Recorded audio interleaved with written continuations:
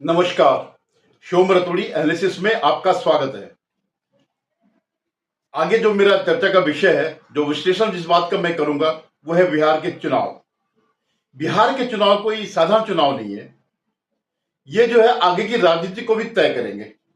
ये वो चुनाव है जो भविष्य में अभी 2026 में आने वाले चुनाव, 27 में आने वाले चुनाव और अंत में 2029 में जो आम चुनाव होंगे उसके बारे में ये कमेंट्री करेगी। उसके बारे में ये चुनाव के परिणाम जो है तय करेंगे कि आगे भारतीय राजनीति में क्या होने जा रहा है। इससे पहले मेरा आपसे निवेदन है मैं इस पर चर्चा करूं। आपसे मेरा निवेदन, आप मेरे इस चैनल को सब्सक्राइब करिएगा, शेयर कीजिएगा और अपने कमेंट जरूर करें। और खासकर मैं जो सनातनी भाई हैं और राष्ट्रवादी भाई है उनसे मेरा निवेदन है कि जरूर इसको करिएगा। हम लोग काफी मेहनत करते हैं लेकिन हमें उतना सब्सक्रिप्शन नहीं मिलता, लोग इतने वो नहीं करते हैं। और फिर क्या है कि मेरे चैनल बार बार इतना रिपोर्ट होता है कि बार बार डाउन चले जाता है। जो अपोजिशन वाले हैं, जिनकी मैं वो दिखाता हूं, जिनकी सच्चाई सामने लाता हूं, वह इसको रिपोर्ट करते हैं। तो इसको उठाने के लिए आप अगर कमेंट करेंगे तभी जाकर के ये होगा। और लंबा कमेंट करिएगा, बार थोड़ा सा कुछ टाइम इसमें जो है दीजिएगा। धन्यवाद। तो मैं जो चुनाव की बात कर रहा हूं वो है बिहार के विधानसभा चुनाव 2025 के, जो 7 नवंबर और 11 नवंबर 2 तारीख को 2 फेज में होने हैं। ये बहुत महत्वपूर्ण चुनाव है क्योंकि जैसे मैंने बताया कि आगे आने वाली राजनीति इस बात पर बहुत निर्भर करेगी। हालांकि जो ओपिनियन पोल दिखा रहे हैं, अब इसमें नीतीश कुमार की स्पष्ट विजय दिखा रहे हैं कि नीतीश कुमार जो है बढ़त लिए बैठे हैं। और ये एक मतलब चमत्कार ही है कि लगातार 20 सालों से 1-1.5 साल को छोड़ करके, जो जब उन्होंने जीतन मांझी को अपनी जगह पर बनाया था, लगातार वो कर रहे हैं, जीत रहे हैं। और जिस तरह वो जाते हैं, जिस गठबंधन में वो जाते हैं, वही गठबंधन सरकार बनाता है। ये ऐसा अद्भुत वो प्रयोग है, ये ऐसा अद्भुत राजनीति है। तो मैं जो कह रहा था कि ओपिनियन पोल यहां तक कह रहे हैं कि मतलब 170 से लेकर 200 तक, और कुछ तो ये भी बता रहे हैं कि कुछ समय बाद परिस्थितियां बदलेंगी और जब मोदी जी आएंगे या मोदी जी और नीतीश जी की संयुक्त रैली होगी तो उसमें यह भी हो सकता है कि ऑल टाइम रिकॉर्ड हाई हो जाएगा, 200 से ऊपर जा सकते हैं। हालांकि दोनों गठबंधनों में अभी खींचतान चल रही है सीट शेयरिंग की। जो एनडीए गठबंधन है उसमें चिराग पासवान काफी कुछ वो कर रहे हैं, अपनी मांग, बहुत बड़ी मांग रख रहे हैं। और पिछली बार तो उन्होंने मुख्यमंत्री पद के लिए, इस बार भी मुख्यमंत्री पद के लिए दावेदार बन रहे हैं, लेकिन ये एक अव्यवहारिक है क्योंकि जिस पार्टी में वो है उसका इतना जन समर्थन नहीं है और वो इतना विधायक नहीं ला सकते हैं कि वे संतुलन की भी स्थिति में हो। ये भी नहीं हो सकता कि दोनों गठबंधनों में की कुंजी जो है उनके हाथ में रहे, और ऐसा इससे पहले भी हुआ। तो ये जो है, और इंडी गठबंधन की तो स्थिति अजीब है।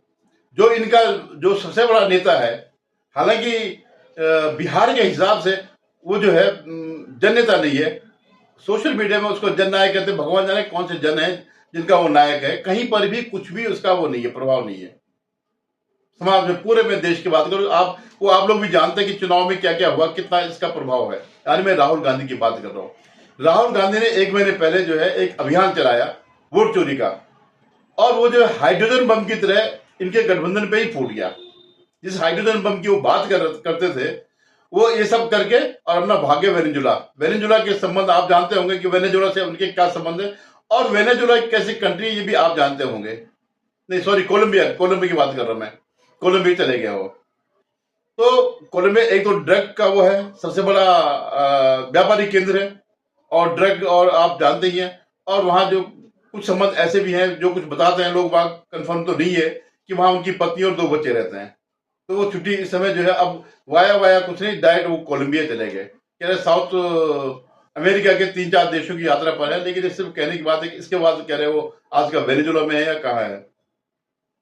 तो वो बीच में वो इससे वो करते हैं, एक्स पर यानी ट्विटर पर जो है 1-2 करके, मतलब जो उनके आदमी यहाँ रहते होंगे, जो उनकी टीम है, वो छोड़ करके उनकी उपस्थिति का आभास कराती कि वो राजनीति में सक्रिय है, लेकिन ऐसा कुछ भी नहीं है। तो जो इसमें एक फैक्टर होना चाहिए था अभी शुरुआत होने वाली कल से जो है लिस्ट डिक्लेयर होने की, प्रथम फेज के चुनाव के लिए नामांकन करने की, कैंडिडेट डिक्लेयर करने की, ये श्रीमान जी लापता है। लेकिन उससे ज्यादा नुकसान जो उन्होंने किया, ये वोट चोरी का आरोप लगा करके। क्योंकि राहुल गांधी की एक आदत है, कुछ भी आरोप लगा दो, कोई साक्ष्य नहीं है, वो ये सोचते हैं कि मैं कुछ भी आरोप लगा दूं और उसको जो है जनता मान लेगी। हालांकि बहुत कुछ अनपढ़ लोग हैं, जैसे 2024 में जो उन्होंने लोकसभा चुनाव में जो झूठ बोला था कि अगर इनकी सरकार आ गई, एनडीए का बहुमत मिल गया तो ये संविधान बदल देंगे और आरक्षण जो है खत्म कर देंगे, तो कुछ चला जरूर था। अब पता नहीं कि ये इससे कुछ फर्क पड़ेगा नहीं पड़ेगा। लेकिन जब भी चुनाव आयोग ने कहा कि आप एफिडेविट दो, तो भाग गया कि मैं नहीं दूंगा एफिडेविट, मैं जो कुछ हूं सब कुछ हूं, मेरी बात को तुम मानो, उसी को एफिडेविट मानो, क्योंकि मैं लीडर ऑफ अपोजिशन हूं। वो बंदर के हाथ में उस तरह लग गया ना एलओपी का, तो लेकर के अल्टीमेटली जो एडीआर है इसका, प्रशांत भूषण और योगेंद्र यादव का, ये लोग एफिडेविट लेके गए सुप्रीम कोर्ट में, उन्होंने केस कर रखा। लेकिन जितनी बेइज्जती हुई इन लोगों की वहां पर, एफिडेविट ही झूठा निकला। उनके पास क्या जवाब है, किस तरह से मुंह दिखाएंगे? वो तो बच गया अपना। हालांकि प्रभाव तो उस पर ही पड़ेगा, क्योंकि इस अभियान का जो है शुरुआत करने वाला वही है, वोट चोरी का। और वोट चोरी का जो तो जितने लाख भी वो निकले हैं, 30, 40, 50, 60 लाख जितने भी बाहर हुए हैं, एक भी किसी ने वो अपील नहीं करी कि हमारा नाम गलती से निकला। कोई तो होता। और जो उन्होंने एक दो नाम दिए, वो एफिडेविट में जो नाम दिए थे वो भी झूठे निकले। तो प्रशांत भूषण, योगेंद्र यादव को तो खैर पता ही है, इन लोगों का अपना कोई दीन ईमान है नहीं, ये तो अपने लिए काम करते हैं, ये तो देश के लिए काम ही नहीं करते हैं। प्रशांत भूषण तो वही है जो पृथक कश्मीर राज्य की बात करते हैं, कश्मीर को अलग कर दो, या जिस ढंग से जितने भी देशद्रोही हुए हैं, तो प्रशांत भूषण, योगेंद्र यादव, कपिल सिब्बल, अभिषेक मनु सिंह भी, ये सब एक कॉकस है जो इन चीजों पे करता है। तो ये जो है, आज जबकि राहुल गांधी को होना चाहिए था, वो बम फोड़ करके चले गए इन पे, और वो अपना कोलंबिया और वेनेजुला में ऐश कर रहा। तो सबसे बड़ा झटका जो लगा, और जनता में भी इस बात का वो नहीं, क्योंकि हर कोई जानता भाई मेरा नाम तो है ही वोटर लिस्ट में। वो लोग जरूर नहीं कंप्लेन कर रहे हैं जो घुसपैठिए हैं, और इनकी सारी लड़ाई जो ये वोट चोरी की लड़ाई है, घुसपैठियों की पड़ती है। और वही अब वेस्ट बंगाल में भी होने जा रहा। ममता बनर्जी की धमकियां आपने देखी होगी, किस ढंग से वो धमकी दे रही थी कि हम आग लगा देंगे, फायर हो जाएगा, ये हो जाएगा, वो हो जाएगा। तो अभी जब ये सब इंडिया गठबंधन ने जो है, जब कोई इकट्ठा नहीं हुए, तो तेजस्वी यादव ने अकेले ही घोषणा पत्र जारी कर दिया कि मैं हर घर में, हर परिवार में एक सरकारी नौकरी दूंगा, जो कि असंभव है। इस बात को हर कोई जानता है, और बिहार के लोग इतने मूर्ख नहीं कि वो इस बात को नहीं समझते होंगे कि हर परिवार में एक सरकारी नौकरी मिलेगी। और वो भी तब जब नौकरी के बदले अनाज का आरोप, लैंड, नौकरी के बदले जमीन का आरोप इन पर लगा हुआ, केस चल रहा है, शायद ये बेल पर है पूरा परिवार। वो परिवार अगर बात करे नौकरी की, तो कितनी विश्वसनीयता होगी। खैर, उसके साथ तो जो एम और वाई समीकरण है, उसके अलावा कोई नहीं है। अब मैं नीतीश की बात करता हूं, तो नीतीश जो है एक बहुत छोटे से वर्ग के आते हैं, करीबी 2-2.5% उनका कुल वोट शेयर है। लेकिन उन्होंने इसी एमआई में से जो अति पिछड़े थे उनको अपने साथ दे दिया, दलितों में से जो महादलित थे उनको अपने साथ दे दिया, और वो उनके पक्के समर्थक हैं। इसके साथ ही महिलाओं को जो अभी वो दिया गया, वो भी बड़ा काउंट करता है। और महिलाओं को विश्वास नीतीश पर बहुत पहले से, अगर महिलाओं की अगर बात करें तो सबसे ज्यादा वोट उन्हीं के उन पे पड़ेंगे, और सबसे ज्यादा वोट भी शायद महिला को ही है, क्योंकि बिहार में ज्यादातर पलायन वाले हैं, इधर उधर नौकरी करने जाते हैं, महिलाएं हमेशा घर में रहती है। तो ये तो स्थिति हो गई, एक सीन सा, एक जो मोटा मोटा सा दिखाई दे रहा है। और जो जितने भी ओपिनियन पोल आ रहे हैं अब, वो सब इनको लैंडस्लाइड विक्ट्री बता रहे हैं। और ये स्थिति तब है जबकि अभी पूरा प्रचार में जो है, यहाँ नई प्रचार जो है शुरू हुआ। जब मोदी जी, नीतीश, ये सब लोग सामने आएंगे, संयुक्त रैली करेंगे, तो जनता का विश्वास बहुत है। क्योंकि आज भी जो है पूरे देश में मोदी जी की स्वीकार्यता सबसे ज्यादा है। आज भी 11 साल के प्रधानमंत्री के शासन होने के बावजूद, और 13-14 साल जो है मुख्यमंत्री बनने के बाद जो है, 2001 से 2025 तक 24 साल हो गए उनको सत्ता में रहते बगैर हारे हुए, तो उनकी स्वीकार्यता ज्यादा है। उसके पीछे कारण क्या है? कारण ये है कि जो वो कर रहे हैं वो जमीन पर दिखाई देता।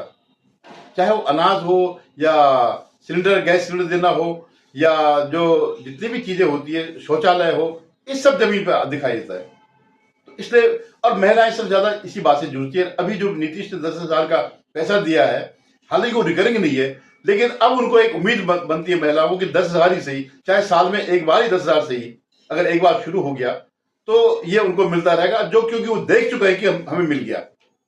हालांकि उन्होंने व्यवसाय के नाम पे वो कहा कि 10,000 से आप अपना व्यवसाय शुरू करें, और बहुत से लोग कहते हैं कि 10,000 से कौन सा व्यवसाय शुरू होता। नहीं, ऐसा नहीं है। हो सकता है छोटे मोटे रेहड़ी वाले, छोटे मोटे आप घर में भी जो है वो करके अचार बना करके घर के, जैसे वहां जो उपज होती है उसको जो है प्रोसेस करके बेच सकते हैं, और बेचते हैं लोग।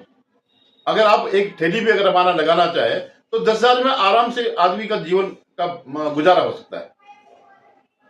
तो ये जो है इनके पास अब मुद्दा नहीं रहेगा, क्योंकि जो वोट चोरी का मुद्दा की जो पोल खुली, तो ये राहुल गांधी का हाइड्रोजन बम अपने गठबंधन पे था, इसलिए इनके लिए बड़ा संकट पड़ गया। और दूसरा क्या है कि उनमें एकता नहीं हो रही है अभी। सब घोड़े अलग अलग दिशाओं में जा रहे हैं। जो वीआईपी का जो मुकेश सहनी है, तो वो भी जो है उप मुख्यमंत्री की बात कर रहा है। सीट चाहे कुछ भी दो, लेकिन मुझे उप मुख्यमंत्री बनाता है, और उसने घोषणा भी कर दी। ऐसे ही जो है तेजस्वी ने भी अपनी घोषणा कर दी, मुख्यमंत्री वही हूं। उसने तेजस्वी सरकार करके जो बात कर रहा है, तो वो ये घोषणा है। दूसरी बात यह कि लालू फैक्टर अभी भी काम करेगा। जिस लालू के टाइम पर वहां पर बड़ा जंगलराज था, ससुर जंगलराज था, वहां उनकी यादें अभी नहीं गई है, और इसकी पूंजी तेजस्वी की फिलहाल लालू यादव ही है।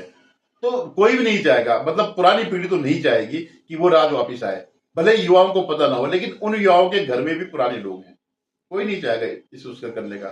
अब मैं एक तीसरे फैक्टर पे आता हूं, प्रशांत किशोर जो है, एक, हालांकि प्रशांत किशोर ने एक पूरे साल तक इसमें जनता से मिला, जगह जगह सभाएं की, और इतना शायद किसी ने भी नहीं किया होगा।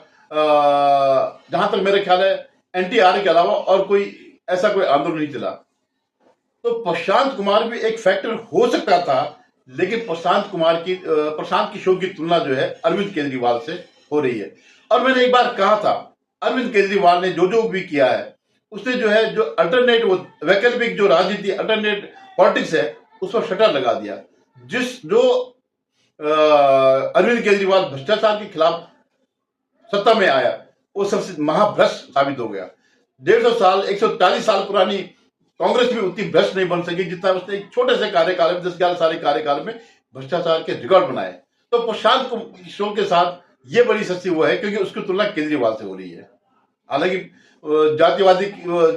जातिगत समीकरणों के हिसाब से प्रशांत किशोर को कोई अपना वोट बैंक नहीं है, क्योंकि वो जैसे उन्होंने प्रचारित किया को पांडे हैं तो फिर ब्राह्मण है, तो बात खत्म हो गई, वहीं पर खत्म हो गया चैप्टर। तो प्रशांत किशोर अगर थोड़ा बहुत भी अगर डेंट मारेगा तो मारेगा एनडीए के, लेकिन उसके बावजूद जो है एनडीए का जो है वो कम नहीं होगा, सीटें जो है कम नहीं आएंगी। ऐसे ही एक फैक्टर है असदुद्दीन ओवैसी। सीमांचल में बताते हैं कि पिछली बार उनके 5 जीते थे, बाद में भले ही वो आरजेडी में चले गए हों, लेकिन उसका प्रभाव तो है। कितना वो पड़ता है, क्योंकि जो मुस्लिम समाज है उसका एक चीज माननी है कि हम केवल उसी को वोट देंगे जो है जीत आ सके, जो बीजेपी को हरा सके।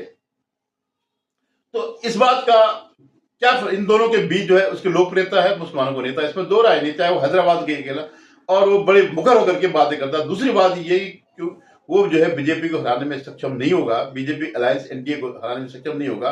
तो ये हो सकता है कि कुछ ही वोट पड़े, लेकिन कुछ भी पड़ेंगे, अगर पिछले बार के मुकाबले कम भी पड़े, तब भी इतने तो पड़ेंगे, तब भी डंड लगेगी, वो लगेगी इंडिया गठबंधन में लगेगी। और ये लगभग जो प्रशांत किशोर और ये जो डंड मारेंगे, लगभग ये न्यूट्रलाइज हो जाएगा। देखिए अभी तो शुरुआत ही है, अभी तो नॉमिनेशन ही शुरू नहीं हुआ है, शायद कल परसों से शुरू हो जाएंगे, और स्थिति क्लियर होगी इस बारे में। क्योंकि मैंने कहा ये बहुत महत्वपूर्ण चुनाव है, इसलिए इस बारे में बीच में अपडेट देता रहूंगा। धन्यवाद। पुनः निवेदन, आप मेरे चैनल को